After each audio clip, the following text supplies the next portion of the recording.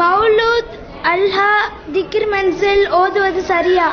அந்த மூலுது திக்ர் மன்சில் ஓதுறாங்களே அதெல்லாம் சரியான்னு கேட்குறாங்க. அதாவது மௌலுதுன்னா என்ன? ரசூல் ஸல்லல்லாஹு அலைஹி வஸல்லம் அவங்களை புகழ்ந்து பாடக்கூடிய பாட்டு என்று சில பாடல்களை எழுதி வைத்துக்கொண்டு அதை ஓதுறாங்க. அது சுப்ஹான மௌலுதுங்கிறாங்க. அதே மாதிரி இந்த அப்துல் கார் ஜிலானின்னு ஒருத்தர் இறந்து போயிட்டாரு, அவர் பேர்ல ஒரு பாட்டு எழுதி வச்சுக்கிட்டு அது அப்துல் கார் ஜிலானி மௌலுது, முஹிதீன் மௌலுது அப்படிங்கிறாங்க. நாகூர்ல அடங்கியிருக்காரு, அவர் பேர்ல ஒரு பாட்டு எழுதி வச்சுக்கிட்டு அது சாவுலமி மௌலுது இப்படின்னு சில பாடல்களை எழுதி வைத்திருக்கிறார்கள். இதுதான் மௌலுதுங்கிறது. இந்த பாடல்களை எழுதி ஒரு ஆளை புகழ்ந்து பாராட்டுவது என்பது மார்க்கத்தில் ஒரு வணக்கமா? கண்டிப்பா கிடையாது. இப்ப நபிகள் நாயகம் ஸல்லல்லாஹு அலைஹி வஸல்லம் அவர்களை நம்ம புகழலாம், அவங்கள பாராட்டலாம், அவங்களுடைய நல்ல விஷயங்களை சொல்லி இந்த மாதிரி ரசூலுல்லாஹ்வுடைய சிறப்பு அப்படின்னு சொல்லி என்ன செய்யலாம், ஆதரவு இருந்தா அதெல்லாம் பேசலாம். ஆனா அந்த மௌலுதுல என்ன பண்றாங்கன்னு கேட்டா, ரசூலுல்லாஹ்வை புகழ்றோம்னு சொல்லி கொண்டு அவங்கள அல்லாஹ்வுடைய இடத்துல கொண்டு வச்சு பாடுறாங்க.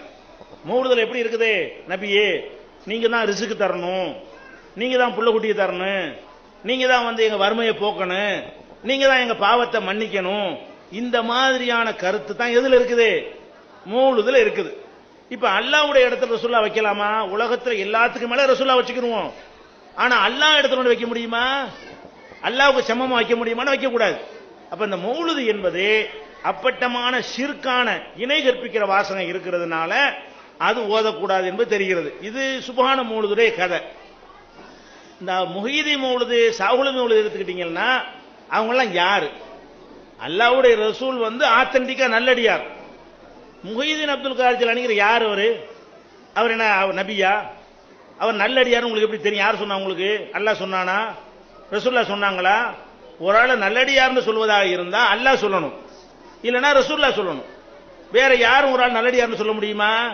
உங்களுக்கு எப்படி கண்டுபிடிச்சீங்க நல்லடியார்னு? அப்ப இப்ராஹிம் நபியை நல்லடியார்னு சொல்லுங்க, அல்லாஹ் சொல்லியிருக்கிறான். மூசா நபியை நல்லடியார்னு சொல்லுங்க, அல்லாஹ் சொல்லியிருக்கிறான். அபூபக்கர் சித்திக் ரலியல்லாஹு அன்ஹு சஹாபிய நல்லடியார்னு சொல்லுங்க, ரசூலுல்லாஹ் சொல்லியிருக்கிறாங்க. உமர் ரலியல்லாஹு அன்ஹு நல்லடியார்னு சொல்லுங்க, பத்ர் போர்ல பங்கெடுத்துக்கிட்டு நல்லடியார்னு சொல்லுங்க. ரசூலுல்லாஹ் காலத்துக்கு பிந்தி வந்த ஆட்கள் நல்லடியார்னு சொல்ல நீங்க யாரு? ஒருவேளை அவர் நல்லடியாரா இல்லாம இருந்தா மாட்டிக்கிறீங்களா இல்லையா? ஒரு மனுஷனை நல்லடியார் நம்ம எப்படி கண்டுபிடிக்கிறது? பெரிய தாடியும் பெரிய தலப்பாவும் ஜிப்பாவும் போட்டா நல்லடியார் இருப்பீங்க, உள்ளுக்குள்ள ஒன்னா நம்பர் சைத்தானா இருப்பான், யாருக்கு தெரியாது? அதனால நல்லடியார் என்றெல்லாம் தீர்மானிக்கிற வேலை நம்ம வேலை கிடையாது. அப்ப இல்லாத ஒரு ஆளை நல்லடியார் உங்களா நினைத்து கொண்டு அப்படி இருந்துட்டு போறாரு, அதுக்காண்டி பாட்டு படிக்கணுமா? அதுக்காண்டி அவர் அல்லாஹ்வுடைய இடத்துல கொண்டு வைக்கணுமா? அப்படிதான் இந்த மௌலுதுடைய வரிகள்லாம் அமைந்திருக்கிறது. இந்த மௌலுதுங்கிறது நல்ல விளைவிக்கிறங்க, சம்பாதிக்கிறதுக்காக உண்டாக்குனது. உங்களுக்கு பார்த்தாலே தெரியும், கொடுக்கிற காசுக்கு தகுந்த மாதிரி ஓதுறாங்களா இல்லையா? 50 ரூபாய்க்கு ஒரு மௌலுது, 100 ரூபாய்க்கு ஒரு மௌலுது, 500 ரூபாய் கொடுத்து அதுக்கு ஒரு மௌலுது. விடி மௌலுதுன்னு இருக்கிறது. விடி மௌலுதுன்னா விடிகிற வரைக்கும் ஓடும். ராத்திரிக்கு ஆரம்பிக்கிற மௌலுது விடி மௌலுதுங்கிற பேர்ல என்ன செய்யும், சுபுகு வரைக்கும் ஓடும். அதுக்கு 500 ரூபாய் கொடுக்கணும். அது மாதிரி நடமௌலுதுன்னு இருக்குது. நடமௌலுதுன்னா என்ன, நட்டக்கு பட்ட பட்ட பட்டன்னு ஓட வேண்டியதான், ராகம்லாம் இருக்காது. அது மாதிரியான மௌலுது இருக்கிறது. புதிய புதிய சினிமா பாட்டு மெட்டல் எல்லாம் எடுக்கிறது, அதுக்கு ஒரு ரேட் இருக்கிறது. பழைய பாட்டில் எடுக்கிறது, அதுக்கு ஒரு ரேட் இருக்கிறது. அந்த மாதிரி எல்லாம் காசுக்கு தகுந்த மாதிரி ஓதி ரூபா வாங்கிட்டு போறாங்களா? அது ஒரு வணக்கம் செய்யறாங்களா? ஒரு இபாதத்தா இருந்த ஒரு தொழுகிறாரு, நான் தொழுது விட்டேன் 100 ரூபாய் தாங்கன்னு கேட்பாரா? கேட்க முடியாது. நான் நோன்பு வைத்திருக்கிறேன் எனக்கு 500 ரூபாய் தாங்கன்னு கேட்க முடியுமா? அப்ப மௌலுது ஒரு இபாதத்து வணக்கமா இருக்குமே, ஆனால் அதுக்கே நம்மள்ட்ட காசு கேட்கிறாரு, நம்மள்ட்ட சோறு கேட்கிறாரு, நம்மள்ட்ட கூலி கேட்கிறாரு, பொய். அதனால அது தப்புன்னு வச்சுக்கிறோங்க. மௌலுதை பத்தி நம்ம நூலை வெளியிட்டு இருக்கிறோம். சுப்ஹான மௌலுது ஒரு ஆய்வு, முஹீதீன் மௌலுது ஒரு ஆய்வு, சாகுலமீது மௌலுது ஒரு ஆய்வு, யாக்குத்துபா ஒரு ஆய்வு, 4 புஸ்தகம் மௌலுது சம்பந்தமா போட்டிருக்கிறோம். அதுல ஃபுல் டீடைல் தெரிஞ்சுக்கலாம். அடுத்து சீடியும் போட்டிருக்கிறோம். மௌலுது ஒரு ஆய்வுங்கிற தலைப்புல நினைஞ்சிருக்கிறோம். சீடி போட்டு ஒவ்வொரு வரியும் வாசிச்சு அது எப்படி எப்படிலாம் தப்பா இருக்குங்கிறலாம் விளக்கி நம்ம சொல்லி இருக்கிறோம். அடுத்து திக்ர் மஜ்லிஸை பத்தி கேட்கிறாங்க. திக்ருண்டா என்ன? அல்லாஹ்வை நினைவு கூறுவதற்கு பேர் தான் திக்ரு. அல்லாஹ்வை நினைவு கூறுவதுனா என்ன? என்னென்ன வார்த்தைகளை அல்லாஹ்வும் ரசூலும் நமக்கு சொல்லி தந்திருக்கிறார்களோ அந்த வார்த்தைகளை அந்த அளவுல அந்த நேரத்தில் சொல்வதற்கு பெயர் தான் திக்ரு. நம்மளா சில வார்த்தைகளை உண்டாக்கிக்கிட்டு சொன்னா அதுக்கு பேர் என்ன? இல்ல, திக்ரு கிடையாது. அரபில சொல்ற எல்லாமே என்ன செய்யாது, திக்ராக ஆக முடியாது. ஆனா இவங்க திக்ருன்னு என்ன பண்றாங்கன்னு கேட்டா, திக்ரு மஜ்லிஸ் நடத்துவாங்க.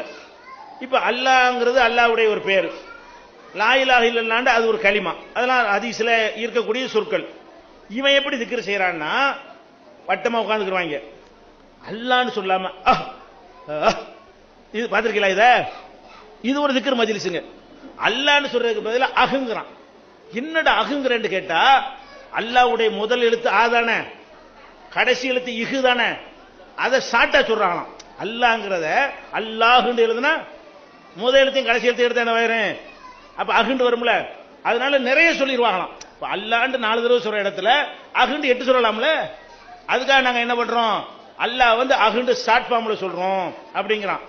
அப்ப உங்க வாப்பா அப்துல் காதர் அருங்குமா?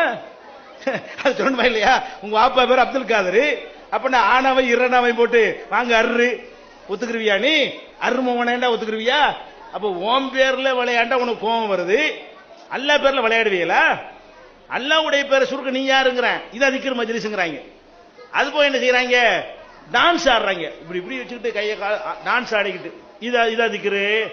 அல்லாஹ் திக்ரை பத்தி குர்ஆன்ல என்ன சொல்றான், உதுகுர் ரப்பக, உங்களுடைய இறைவனை நீங்கள் நினைவு கூறுங்கள், ஃபீ நஃப்ஸிக, உள்ளத்திலே நீங்கள் என்ன செய்யணும், நினைவு கூற வேண்டும். தலர்ருஅன், அடக்க ஒடுக்கமாக இறைவன்ட்ட நீங்க நினைவு கூறணும். அல்லாஹ் நமக்கு சொல்லி தர்றான். இது அடக்க ஒடுக்கமா? ஆடுவது அடக்க ஒடுக்கமா? டான்ஸ் அடக்கம் ஒடுக்கமா? தாகம் போட்டு அடக்க ஒடுக்கமா?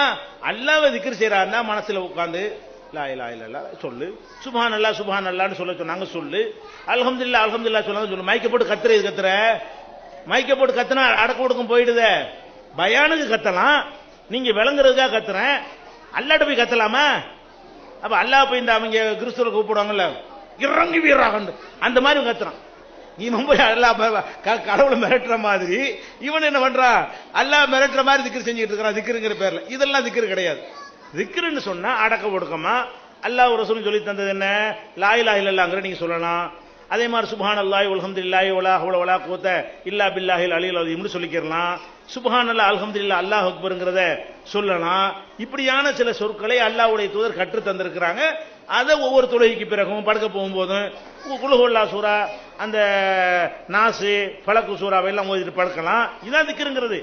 இதுக்கு ஒரு மஜ்லிஸ்னு வச்சுக்கிட்டு கூட்டம் சேர்ந்துக்கிட்டு அதுக்கு ஒரு கூட்டமா மைக்கெல்லாம் வச்சுக்கிட்டு அதுக்கு ஒரு தலைவர் உண்டாக்கிட்டு செய்யறது இப்படி ஒரு முறை ரசூலுல்லாஹ்வுடைய காலத்தில் இல்லை. இதெல்லாம் வருமானத்துக்காக பிற்காலத்தில் உண்டாக்கப்பட்டது.